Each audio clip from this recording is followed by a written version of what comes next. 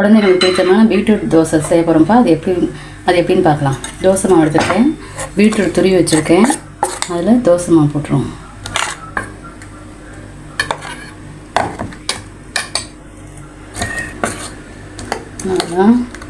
நல்லா கிளறி விட்டுச்சு.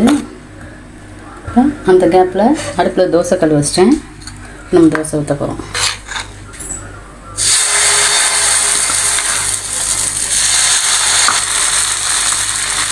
இதுக்கு சிறந்த காம்பினேஷன் வந்து தக்காளி. அதனால தக்காளி பழம் போட்டுக்கிறேன். தக்காளி பழம் போட்டாச்சு. இதுக்கு கருவேப்பிலை பொடி உடம்புக்கு ரொம்ப ஹெல்த்தியானது. இதில் ஒரு ஸ்பூன் நெய் விட்டுக்குவோம்.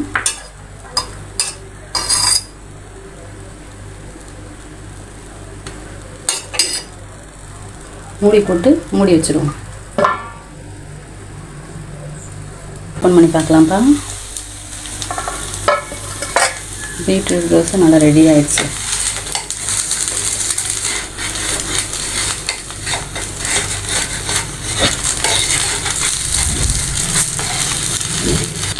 திருப்பி போட்டுருவோம்ப்பா. தோசை எடுத்துருவோம்ப்பா.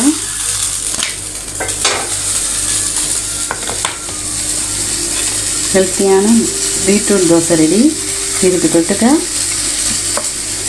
தேங்காய் சட்னி, சாம்பார்,